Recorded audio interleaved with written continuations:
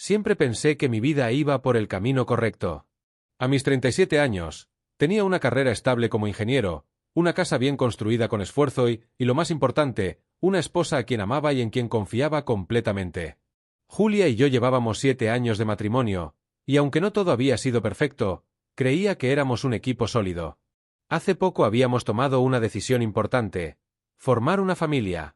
Julia, que trabajaba como abogada, estaba lista para dejar su carrera y dedicarse por completo a la casa y a nuestros futuros hijos. Me parecía una prueba más de nuestro compromiso, de lo bien que funcionábamos juntos. Estábamos listos para ese siguiente paso, y yo me sentía afortunado de haber encontrado a alguien con quien compartirlo. Nuestra rutina era sencilla pero reconfortante. Nos despertábamos juntos, tomábamos café mientras hablábamos sobre el día que nos esperaba y luego cada uno salía a trabajar. Por las noches, compartíamos la cena, a veces viendo una serie, a veces simplemente charlando sobre cualquier tontería. Era una vida tranquila, sin sobresaltos. Nunca tuve motivos para desconfiar de Julia. Siempre la vi como una mujer leal, alguien con quien podía contar en todo momento. Si tenía que trabajar hasta tarde o salir de viaje por negocios, no lo cuestionaba. Sabía que su trabajo era exigente y confiaba en que, al final del día, siempre volvería a casa conmigo. Los fines de semana solíamos salir a pasear o visitar a nuestros amigos. En esos momentos, la miraba y pensaba en lo afortunado que era.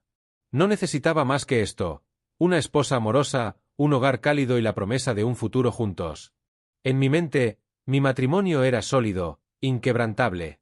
No imaginaba que, en cuestión de días, todo lo que había construido se vendría abajo. Si alguien me hubiera dicho que mi matrimonio iba a desmoronarse, no lo habría creído. Siempre pensé que Julia y yo éramos diferentes a esas parejas que se distanciaban con el tiempo, que caían en la rutina hasta que uno de los dos buscaba algo fuera del hogar. Pero ahora, cuando miro hacia atrás, me doy cuenta de que hubo señales. Pequeñas, casi imperceptibles en su momento, pero ahí estaban. Todo comenzó de manera sutil. Julia empezó a estar más distraída. Su teléfono, que antes dejaba tirado en cualquier parte de la casa sin preocuparse, ahora parecía un objeto sagrado que llevaba consigo a todas partes. Si lo dejaba sobre la mesa, siempre lo hacía boca abajo. Si sonaba, lo miraba rápido y lo volvía a guardar. No era algo constante, pero ocurría lo suficiente como para que me llamara la atención. Al principio no le di importancia.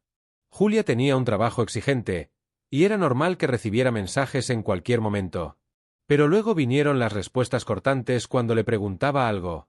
Antes, cuando regresábamos a casa después del trabajo, nos contábamos todo: los problemas con los clientes, las anécdotas del día, los pequeños detalles sin importancia.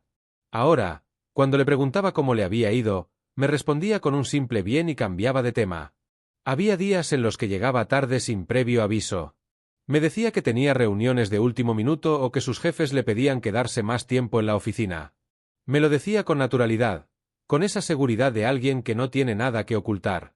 No tenía razón para no creerle, así que lo aceptaba sin más.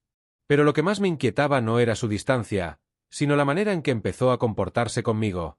Antes, siempre encontraba la manera de estar cerca, de tocarme el brazo mientras hablábamos o entrelazar su mano con la mía sin motivo alguno. Pequeñas muestras de cariño que daban vida a nuestro matrimonio. Pero con el tiempo, esas señales desaparecieron. Una noche, mientras veíamos televisión, intenté acercarme, abrazarla como siempre lo hacía. Sentí su cuerpo rígido, como si mi contacto la incomodara. Fue un segundo apenas, pero suficiente para que mi mente lo registrara. No dije nada. No quería sonar paranoico. Otra vez, mientras lavábamos los platos después de cenar, hice un comentario sobre lo bien que nos iría cuando formáramos una familia.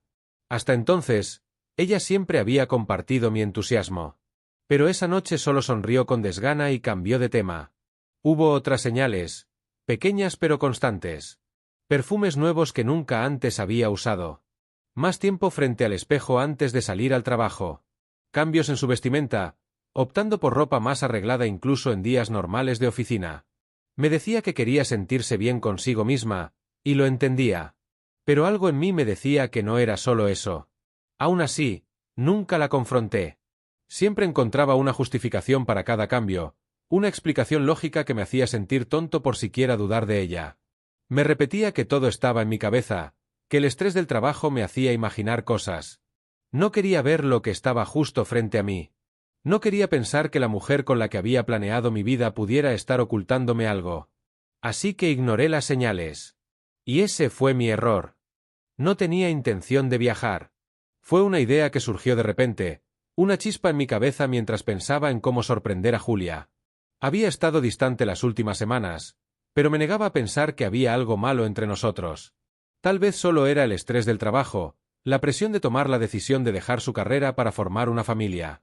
Quería recordarle que, sin importar lo que estuviera pasando, yo estaba ahí para ella. Cuando me dijo que tendría que viajar a Madrid por trabajo, lo acepté sin hacer preguntas. Me lo mencionó de forma casual, como si fuera un simple trámite, un compromiso más en su agenda.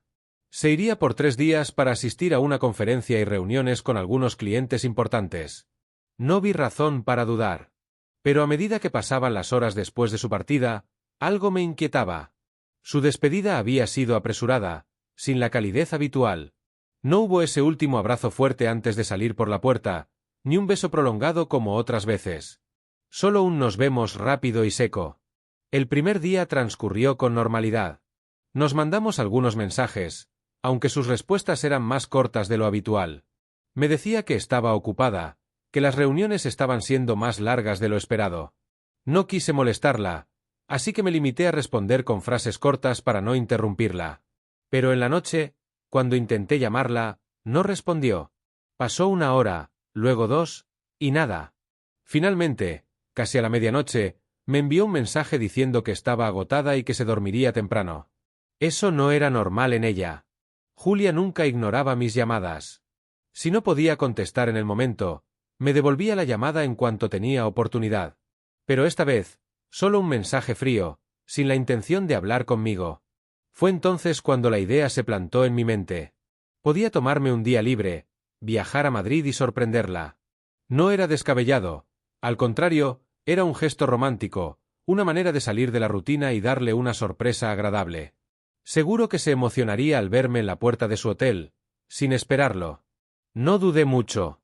Reservé un boleto de avión esa misma noche y preparé una pequeña maleta. Al día siguiente, salí temprano y llegué a Madrid antes del mediodía. El hotel donde se hospedaba Julia no era desconocido para mí. Ella misma me había enviado la reserva unos días antes, junto con su itinerario de trabajo. Al llegar, el recepcionista me atendió con una sonrisa y, sin hacer preguntas, me dijo el número de su habitación. Subí por el ascensor con el corazón latiéndome rápido, pero no de sospecha, sino de emoción. Me imaginaba su rostro iluminándose al verme, el abrazo fuerte con el que nos reencontraríamos. Pero cuando llegué a la puerta, algo no encajaba. La puerta estaba entreabierta. Desde adentro, se escuchaban risas suaves, murmullos apenas perceptibles. Me detuve. Mi respiración se volvió pesada, mi pecho se apretó sin razón aparente. Mis dedos temblaron sobre la manija de la puerta. Di un paso adelante y empujé la puerta con suavidad. Lo que vi al otro lado me arrancó el alma de golpe. El mundo pareció detenerse en el momento en que crucé el umbral de la puerta. Julia estaba de espaldas, de pie junto a la cama, deslizándose lentamente la blusa por los hombros. La tela cayó al suelo con una ligereza que contrastaba con el peso insoportable que sentí en el pecho. Frente a ella, sentado en la cama con una sonrisa cómplice, estaba Diego Pérez. No reaccioné de inmediato. Mi cerebro no quería procesarlo. No quería creer lo que mis ojos estaban viendo. El aire en la habitación se sintió denso, sofocante. Mi corazón latía con fuerza, y un calor extraño me subió por la nuca. Me quedé allí, paralizado, como si un golpe invisible me hubiera dejado sin aliento. Entonces, la rabia llegó de golpe. Abrí la puerta con fuerza, haciéndola chocar contra la pared. Julia se sobresaltó y giró bruscamente. Sus manos subieron instintivamente para cubrirse el pecho, aunque el sujetador seguía en su sitio, ya desabrochado. Sus ojos se abrieron como platos, llenos de una mezcla de terror y culpa. Diego, por su parte, se quedó inmóvil. No dijo nada, pero su rostro lo delató todo, la sorpresa, el miedo, la conciencia de que no había escapatoria. Julia fue la primera en hablar, su voz temblorosa y quebrada. Quiso decir algo, cualquier cosa, pero las palabras le fallaron. Solo se quedó allí, con la boca entreabierta, como si buscara desesperadamente una explicación que pudiera arreglar lo irreparable. Yo no le di la oportunidad. Saqué el teléfono del bolsillo y, con manos temblorosas, comencé a grabar la escena. No quería dejar espacio para dudas, no quería que hubiera manera de tergiversar la realidad más tarde. Julia intentó acercarse, pero levanté una mano para detenerla. No podía tocarme, no después de esto. Las excusas no tardaron en llegar. Tartamudeos, frases entrecortadas, intentos desesperados de convertir lo obvio en un malentendido. Que no era lo que parecía, que podía explicarlo, que tenía que escucharla. No la escuché. Mis ojos se fijaron en Diego, que seguía sin moverse, como si estuviera esperando que la tierra lo tragara. Su expresión era la de un cobarde atrapado en el acto. No intentó justificarse, ni siquiera negó nada. Quizás sabía que era inútil. Mi rabia alcanzó su punto máximo, pero no grité. No hice escándalo. Solo dejé que la realidad hablara por sí misma. Di un paso atrás, con el teléfono aún grabando. Un paso más. Sentí como el dolor se convertía en algo frío, calculador. Guardé el móvil en mi bolsillo y sin decir una palabra más, me di la vuelta y salí del hotel. Con cada paso que daba, sentía que algo dentro de mí se rompía en 1000 pedazos. Y lo peor de todo fue la certeza de que jamás podría volver a recogerlos. El aire frío de la calle golpeó mi rostro cuando salí del hotel. Caminé sin rumbo fijo, sin sentir mis propios pasos. El ruido de la ciudad sonaba lejano, como si estuviera atrapado en una burbuja donde solo existía el eco de lo que acababa de ver. No había espacio para dudas. No había posibilidad de malentendidos. Julia me había traicionado, y lo había hecho sin el menor rastro de culpa hasta el momento en que la descubrí. Mi teléfono pesaba en el bolsillo. La grabación estaba ahí, como una prueba irrefutable de lo que había sucedido. No necesitaba nada más. Pero la rabia seguía burbujeando en mi interior, un fuego que no se apagaba. No podía dejarlo así. No después de todo lo que había dado por ella, de todo lo que habíamos construido juntos. Sin pensarlo demasiado, giré sobre mis pasos y volví al hotel. Esta vez no me molesté en ser discreto. Subí directamente hasta la habitación, y sin siquiera tocar la puerta, la abrí de golpe. Julia estaba vistiéndose apresuradamente, con el rostro aún desencajado. Diego seguía allí, con la camisa abierta y una expresión de incomodidad, como si estuviera atrapado en una situación de la que no podía escapar. El miedo en los ojos de Julia se convirtió en desesperación en cuanto me vio entrar. Comenzó a hablar de inmediato, con la voz quebrada, intentando dar explicaciones. Dijo que no significaba nada, que había cometido un error, que estaba confundida, que no sabía en qué estaba pensando. Mentiras. Cada palabra era otra puñalada.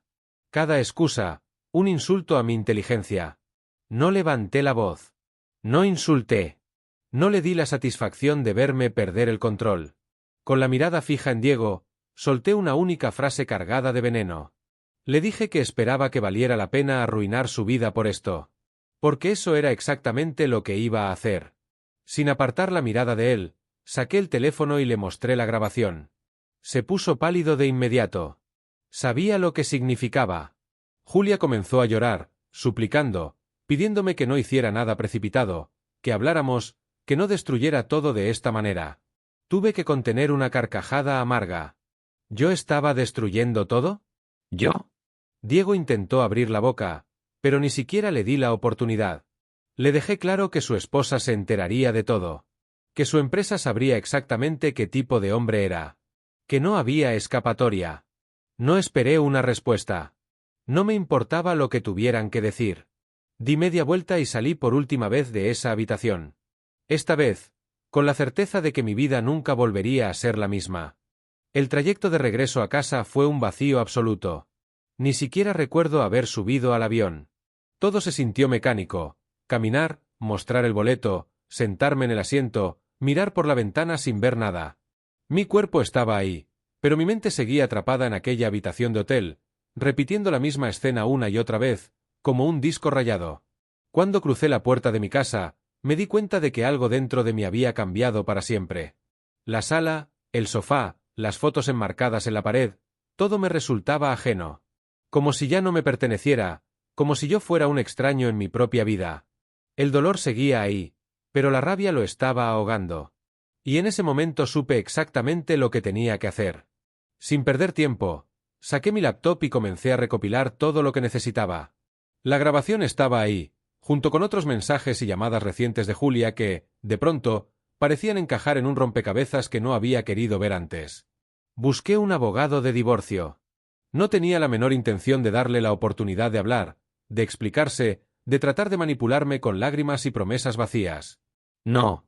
Esto se acabaría bajo mis términos. La primera llamada fue para su empresa. No necesitaba decir mucho. Les envié la grabación y dejé que sacaran sus propias conclusiones. En su sector, la reputación lo es todo, y Julia acababa de dinamitar la suya en cuestión de segundos. La segunda llamada fue para Natalia, la esposa de Diego. No la conocía demasiado, apenas habíamos coincidido en algunas reuniones, pero tenía derecho a saber la verdad. Su reacción fue de un silencio helado. Solo me pidió que le enviara la grabación y colgó. Después vino la espera. Los mensajes de Julia no tardaron en llegar. Primero fueron textos cortos. Por favor, hablemos, no tomes decisiones apresuradas. Te juro que esto no significa nada. Luego vinieron las llamadas, que ignoré. Después los correos electrónicos, más largos, llenos de disculpas y súplicas. Pero no había nada que decir. 2 días después, la noticia llegó. Julia había sido despedida. Diego también. Supe que Natalia no se quedó de brazos cruzados. Había actuado con la misma rapidez que yo y ya estaba preparando su propio divorcio. Julia vino a casa. Tocó la puerta durante casi 1 hora, rogando que la dejara entrar. No lo hice. Desde la ventana la vi llorar, temblando la puerta, repitiendo que lo sentía, que había cometido un error, que me amaba, que no quería perderme. Pero nada de eso importaba. El daño estaba hecho. Y yo ya no era el mismo hombre que la había amado. Los días siguientes fueron un torbellino de llamadas, mensajes y noticias que se esparcían como fuego en un campo seco. No tuve que hacer mucho para que las piezas cayeran por su propio peso. Julia y Diego habían cavado su propia tumba, y ahora estaban atrapados en ella. Julia no dejó de insistir. Sus mensajes pasaron de súplicas a explicaciones forzadas, luego a justificaciones absurdas. En un momento decía que no había significado nada, que había sido un error impulsivo, y al siguiente intentaba hacerme sentir culpable, insinuando que la había descuidado, que en el fondo nuestra relación había cambiado y que todo esto había sido una consecuencia inevitable. Nada de eso importaba. Nada de eso podía borrar la imagen de ella en esa habitación, quitándose la blusa ante otro hombre. Cuando se dio cuenta de que no respondía, cambió de estrategia. Me envió largos correos electrónicos, algunos llenos de disculpas desesperadas, otros con recuerdos de nuestra relación, tratando de recordarme lo buenos que habíamos sido juntos. Pero todo sonaba vacío. Las palabras no podían devolverme la confianza ni reparar lo que había roto. Diego, por otro lado, desapareció. No intentó defenderse, no intentó justificar nada. Sabía que no había escapatoria. Su vida se estaba desmoronando a la misma velocidad que la de Julia. Natalia, su esposa, no tardó en tomar acción. Apenas recibió la grabación, contrató a un abogado y comenzó los trámites de divorcio. No hubo gritos ni discusiones, solo una ejecución fría y calculada. Lo echó de su casa, bloqueó su acceso a las cuentas bancarias y, con el apoyo de su familia, se aseguró de que él no tuviera forma de recuperarse fácilmente. Escuché que había intentado hablar con ella, pero Natalia fue implacable. No le dio ninguna oportunidad de explicarse, ni siquiera de pedir perdón. Todo lo que tenía quedó reducido a cenizas en cuestión de días. Mientras tanto, en la oficina de Julia y Diego, el escándalo explotó. Sus jefes no tardaron en tomar medidas drásticas. Una aventura entre compañeros de trabajo ya era un problema, pero el hecho de que ambos estuvieran casados y que la historia se filtrara con pruebas irrefutables hizo que la situación fuera insostenible. Los clientes comenzaron a cuestionar la reputación de la empresa, y para cortar el problema de raíz, los despidieron a ambos sin miramientos.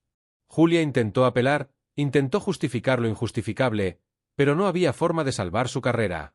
Todo lo que había construido profesionalmente durante años se desmoronó en un instante.